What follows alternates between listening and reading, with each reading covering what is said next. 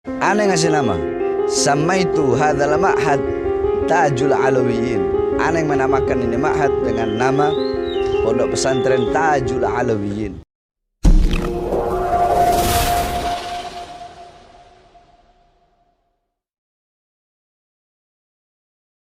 Yakni saya akidah Ahlus Sunnah wal Jamaah, akidah Asy'ari Maturidi, mazhab Syafi'i, thariqah Ba'alawi. Dulu namanya kita pernah mondok, maka kita harus mengamalkan ilmu yang kita punya. Kita harus mengamalkan ilmu yang kita punya. Nah, salah satunya dengan adanya pondok pesantren ini, insya Allah menjadi suatu amal bagi saya atas sedikit ilmu yang telah saya pelajari dulu waktu masih mondok. Nah, jadi berdirinya ini pondok pesantren karena juga saya melihat banyak pondok-pondok pesantren sekarang yang dimana biaya masuk sangat mahal. Mending kalau ilmunya bagus. Kebanyakan biaya mahal, keluar ya biasa-biasa saja. Pada umumnya seperti itu, tapi nggak semua seperti itu. Ada juga pondok pesantren yang biaya masuknya mahal, tapi ya keluarnya juga jadi ulama. Ada ulama lurus, ada ulama yang enggak. Tetapi saya di sini pondok pesantren ini saya bangun yakni dengan darah, dengan air mata, dengan perjuangan, dengan himmah, dengan ghirrah. Saya tidak ada harta, saya tidak punya uang. Ini pondok pesantren ini dulu semuanya ini bambu, pohon-pohon pisang. Saya dan saya punya murid 20 orang pertama kali dari Jakarta. Datang kemari kita tebang. Rumah saya dulu rumah kayu. Anak-anak pondok dulu yang 20 orang itu cuman nginep di kayu.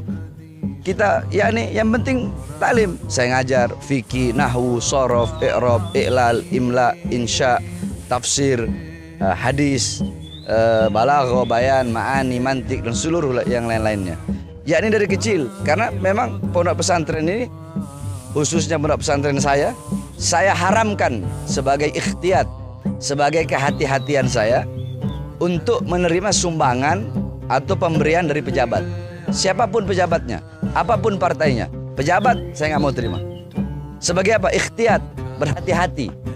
Saya nggak mau. Bukan berarti pondok pesantren nggak boleh. Yang lain silakan, nggak ada masalah, halal. Tapi untuk diri saya sendiri, saya larang. Saya haramkan pesantren saya untuk menerima dana dari pejabat. Jadi alasan bangun pondok pesantren, satu, untuk mengamalkan ilmu yang sedikit yang saya punya. Kemudian kedua, karena saya melihat banyak pondok-pondok pesantren yang masuk biayanya mahal, kasihan. Maka saya bikin ini pesantren. Semua santri-santri yang masuk itu gratis. Dan kebanyakan orang-orang susah, anak-anak yatim. Kemudian saya namakan Tajul Alawiyin. Taj itu artinya mahkota. Alawiyin artinya para habaib. Jadi mahkotanya para habaib. Karena jalur kita, garis kita, thariqah kita adalah thariqah para habaib, thariqah para leluhur-leluhur kita. Thariqah yang tidak ada jalan yang lebih cepat sampai kepada Allah selain daripada thariqah para habaib yang bersambung dari kita ke abah, ke guru terus sampai kepada Rasulullah sallallahu alaihi wasallam. Jadi itu tujuan, maksud, maqasid kita membangun ini pondok pesantren dua tadi. Tahunnya pokoknya pas anak keluar penjara aja dulu, 2012-an ke atas lah. Anak keluar penjara di Jakarta, banyak yang datang, maka anak pindah ke sini dapat tanah, alhamdulillah. Yakni ya kita bangun pelan-pelan. Sampai sekarang kita masih bangun, dari awal bikin pondok sampai sekarang itu tiap hari bangun. Santri-santri ngebangun, bahkan pertama kali itu bangunan beton saya sendiri yang nyangkul. Tuh sebelah situ, sebelah kanan. Itu pojok kanan situ saya masih ingat. Bangunan 3 tingkat ini. Pojok kanan itu saya yang cangkul. Karena bagi saya nggak ada yang nggak bisa. Kalau yang lain aja bisa, kenapa nggak bisa saya? Jadi yang penting udah digali aja udah pasti jadi insya Allah. Walaupun besinya ngutang. Sampai sekarang besinya masih ngutang sama Haji Yakub. Kalau nggak bertanya, boleh tanya sama Haji Yakub. Haji Yakub, dulu Hebar pernah ngutang besi nggak? Sampai sekarang mungkin baru setengah yang Anda bayar. Ya ini Anda modal himmah, modal semangat yang kuat. Untuk apa? Bukan untuk cari hidup dalam pesantren. Kalau Anda cari hidup dalam pesantren, nggak mungkin Anda gratisin semua. Selama Anda makan, semua santri makan. Anda nggak makan ya santri nggak makan. Sampai kita dulu pernah udah nggak ada makanan, nggak ada lauk.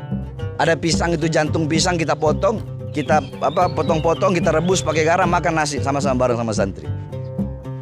Jadi ini pondok yang benar-benar murni salaf. Nggak ada sekolah umum khusus pendidikan agama. Dan saya menjamin keluar di pondok pesantren ini, insya Allah jadi orang berilmu yang mengamalkan ilmunya. Ulama yang lurus. Jadi ulama yang istiqomah. Ulama yang nggak bisa dibeli, nggak bisa disuap. Yakni ulama-ulama yang ar-rasikhuna fil ilm. Bahkan kita punya program 1 tahun itu udah bisa baca kitab kuning. 1 tahun bisa baca kitab kuning. Karena kita di sini kan ada fasal awal, fasal sani, fasal salis, fasal rabi, terus fasal awal sanawi, tsani sanawi, tsalits sanawi. Yang paling atas itu takhasus. Ada berapa banyak mata pelajaran, banyak banget kalau mau ana sebutkan. Nah, intinya sekarang kita ini lagi bangun, dari dulu sampai sekarang bangun terus.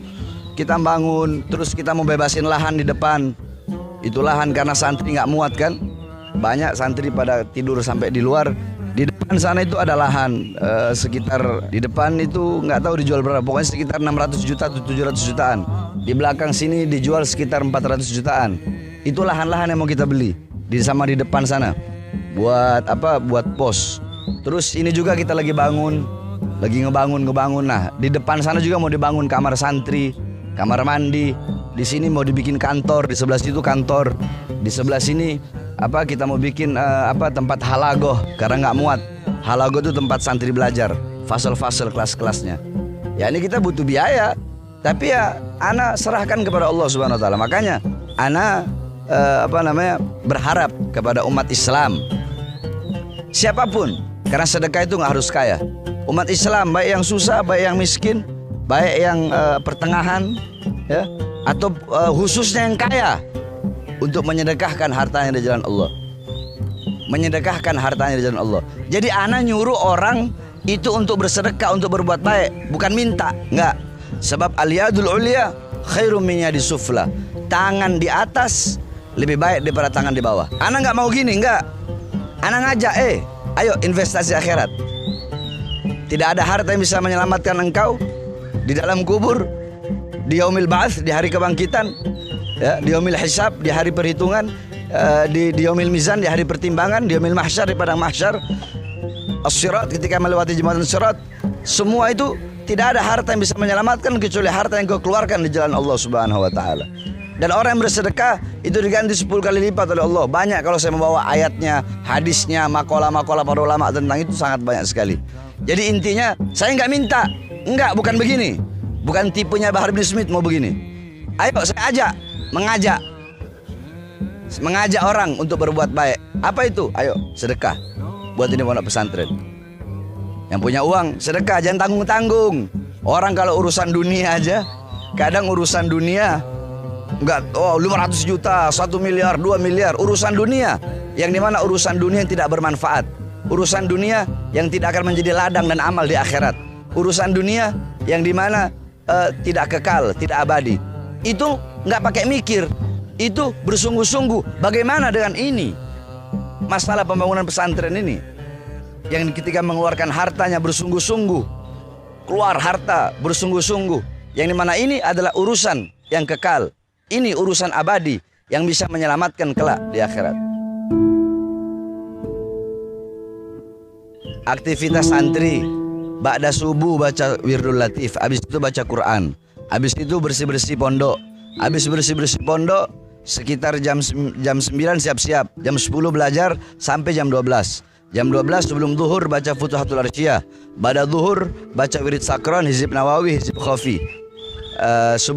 Terus habis zuhur makan, ya, habis zuhur makan, habis makan di sini makan sehari cuma 2 kali. Sebab kalau santri kebanyakan makan bodoh. Jadi kalau mondok di sini santri itu saya didik siap capek, siap lapar, siap susah, siap nggak ada orang mondok tuh enak nggak ada. Dhalaltu taliban fa'azaztu matluban, gal Al-Imam Abdullah bin Mas'ud. Gal Al-Imam Abdullah bin Mas'ud. Dulu aku hina, aku susah, aku pahit ketika mencari ilmu. Tetapi kemudian aku menjadi mulia ketika aku menjadi orang yang dicari ilmunya. Ketika menjadi pencari, aku susah. Tapi ketika aku menjadi yang dicari ilmunya, aku menjadi mulia.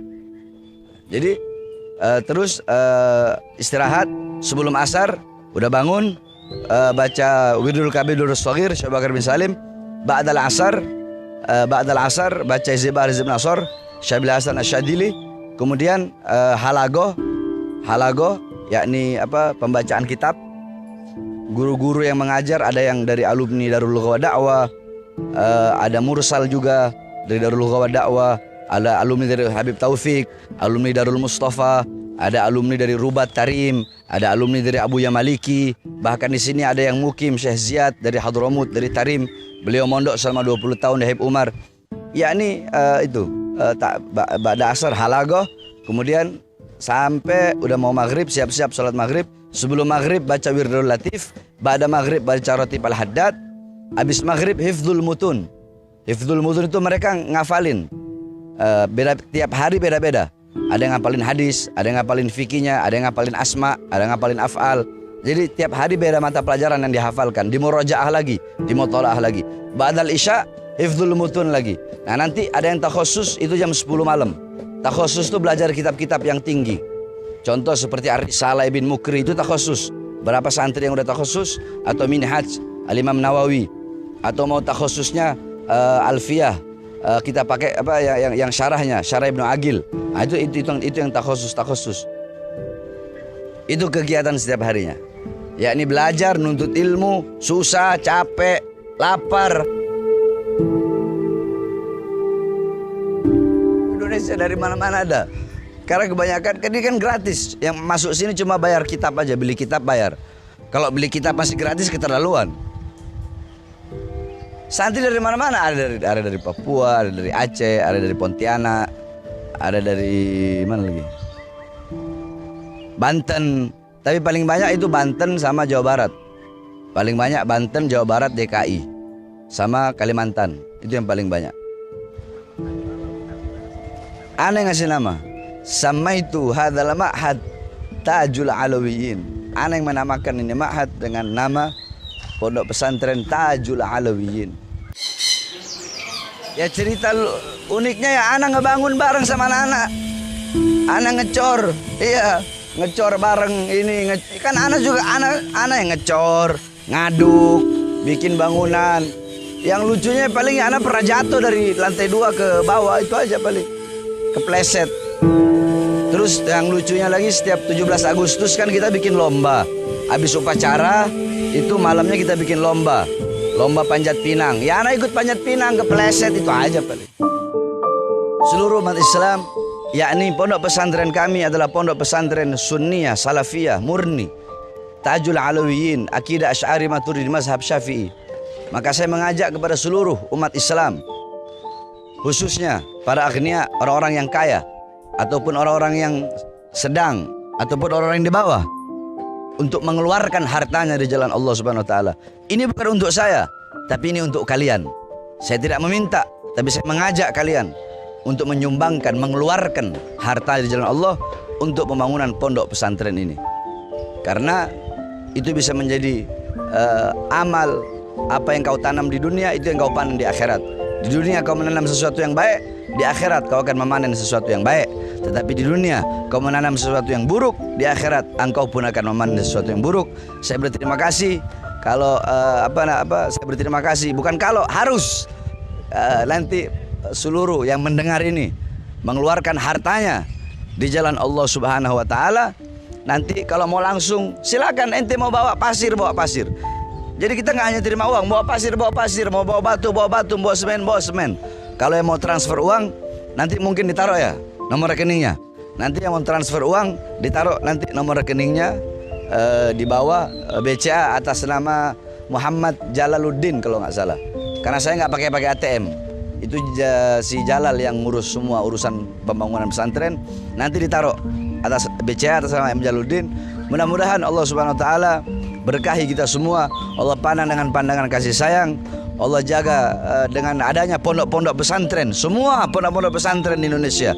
Yakni pondok-pondok pesantren inilah yang menjadi awal bagi kebangkitan, menumbuhkan semangat ghirrah wataniyah, ghirrah islamiyah, ghirrah untuk, yakni zaman dulu itu belum ada apa-apa. Yang ada pondok pesantren itu pondok-pondok pesantren para santri lah yang mengorbankan para pahlawan, para santri, mengorbankan nyawa dan jiwa demi terbuka gerbang kemerdekaan Indonesia. Maka dengan adanya banyaknya pondok-pondok pesantren, insya Allah ini menjadi berkah bagi negara kesatuan Republik Indonesia yang kita cintai. Wassalamualaikum warahmatullahi wabarakatuh.